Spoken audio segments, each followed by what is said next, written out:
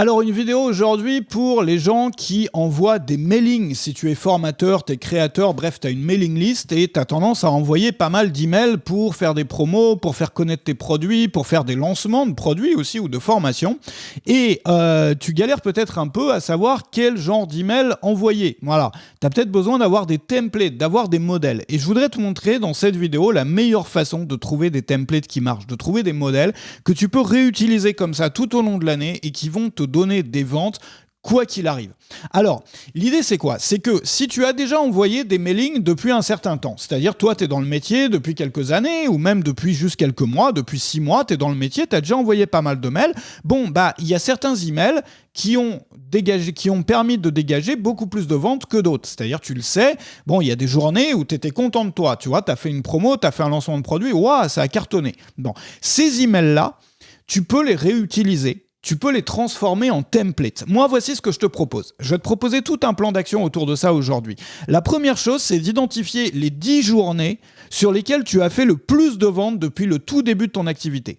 Alors pour faire ça, c'est simple. Tu vas par exemple sur, je sais pas si tu utilises Podia ou un autre système de vente en ligne, ou même ton prestataire de paiement, souvent tu peux télécharger un tableur Excel avec tout l'historique des ventes. Bon, tu regardes un peu sur Google ou quoi pour trouver des formules Excel pour trier tout ça et tu te débrouilles pour trier ça par journée, par vente, par chiffre d'affaires par jour. C'est-à-dire pour trier toutes les journées avec la journée qui a donné les meilleurs résultats historiques tout en haut. La deuxième journée, la deuxième, la troisième en troisième, etc. C'est-à-dire que tu vas trier les dates par chiffre d'affaires. Et donc, tu vas avoir la liste des jours historiques sur lesquels tu as fait le plus de ventes de toute ta carrière. Bon, ça, c'est la première étape. Ensuite, la deuxième étape, c'est d'aller regarder sur ton système d'email, sur ton système d'envoi d'email, quel était le mailing exact que tu as envoyé lors des 10 meilleures journées. C'est-à-dire le jour 1, le jour 2, voilà, sur tes meilleures journées en termes de vente de toute ton histoire, de toute ta carrière, quels étaient les mailings que tu avais envoyés. Et puis troisièmement, tu transformes ces mailings en templates, c'est-à-dire tu vas les rendre réutilisables. Alors, je fais une petite parenthèse, parfois certains de ces mailings, c'est pas vraiment le mailing en tant que tel qui a fait les ventes, c'est une succession d'emails qui a convaincu les gens et puis après il y a eu l'ouverture des portes par exemple de ton produit. C'était un email en 3 lignes, mais les gens ont été convaincus par les emails qu'il y avait avant, qui les sensibilisaient au sujet, qui leur parlaient que déjà du produit en disant ça va ouvrir lundi ou mardi, bref, ça tu ignores. Mais quand tu as un email spécifique qui a donné directement des ventes, c'est-à-dire tu sais que cet email-là, il présentait une promo, il présentait ton produit, il présentait ceci, cela, et derrière, il y a eu un résultat, et le résultat, il était magnifique, il a vraiment été beau, il a vraiment été bon, ça, tu le transformes en template. C'est-à-dire que tu vas reprends, moi j'aime bien pour ça imprimer carrément le mailing, tu vois, comme ça je peux entourer les choses, je peux vraiment travailler, donc j'imprime, je le mets sur mon bureau, je prends un crayon à papier, tac, j'entoure, je fais des parties, je mets des titres de parties, en fait j'essaye de définir des parties. Regarde, là j'ai commencé en faisant une annonce, ensuite là j'ai parlé des problèmes que ressentent les personnes, après j'ai fait la liste peut-être des bénéfices ou de tout ce qu'on trouve dans mon produit, c'est-à-dire à partir de ce qui a fonctionné, je vais systématiser. Je vais me débrouiller pour pouvoir répéter la même chose, le même plan, la même structure d'email dans d'autres sujets. C'est-à-dire, si demain je crée un autre produit sur un sujet qui n'a rien à voir avec celui pour lequel j'avais envoyé un mailing qui avait tellement bien marché à l'époque, je vais pouvoir réutiliser la même structure, les mêmes mécanismes pour un email qui va parler d'autre chose. Et c'est comme ça que tu vas te créer petit à petit ton classeur de templates. Et moi, je te conseille vraiment d'avoir un classeur chez toi, de te faire un beau classeur. Tu peux même te prendre un classeur doré ou un truc, tu vois, qui fait un peu vieux bouquin comme ça, un peu genre la Bible, tu vois, de ton activité. Et c'est un classeur que tu vas pouvoir réutiliser à chaque fois que tu manques d'inspiration ou à chaque fois que tu as vraiment besoin de faire des ventes ou à chaque fois que tu mets vraiment beaucoup d'efforts dans la création d'un produit et du coup, tu te dis, voilà, il faut que l'effort il soit rentabilisé, je peux pas me permettre de ne pas faire de vente là-dessus. Et tu sais, moi, en ce qui me concerne, je l'ai fait pas mal, ça, pour créer mes templates, mais il y a l'un des mailings. En fait, moi, ce que je fais, c'est souvent, je m'amuse, tu vois, quand j'ai envie de m'amuser, de tester de nouvelles choses, j'écris sans template, tu vois, je m'amuse, j'écris ce qui me passe par la tête, je pense à une stratégie, je me dis, tiens, ça fait sens, je vais l'essayer. Bon, et dès que ça marche, tu transformes ça en template. Ça serait trop bête de pas pouvoir le réutiliser par la suite.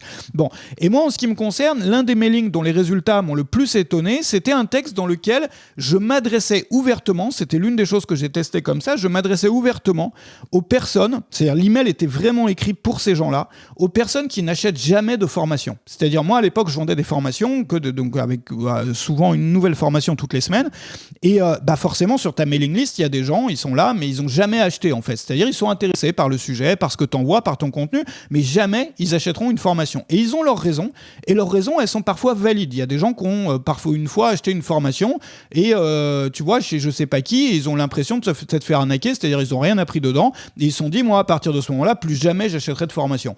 Il y a d'autres gens, ils ont pas vraiment le budget pour ça et c'est bien normal qu'ils préfèrent acheter des livres ou se former, essayer de tirer un maximum de ce qu'ils peuvent trouver sur YouTube ou ailleurs parce que ça, voilà, ils ont pas le budget pour ça. Bon, peu importe, ces gens-là ils ont des raisons et moi je me suis adressé à eux avec empathie et en leur montrant pourquoi est-ce que cette formation-là, c'était une exception. Et que si toi, d'habitude, t'achètes pas de formation, peut-être que là, ça serait vraiment le moment de commencer.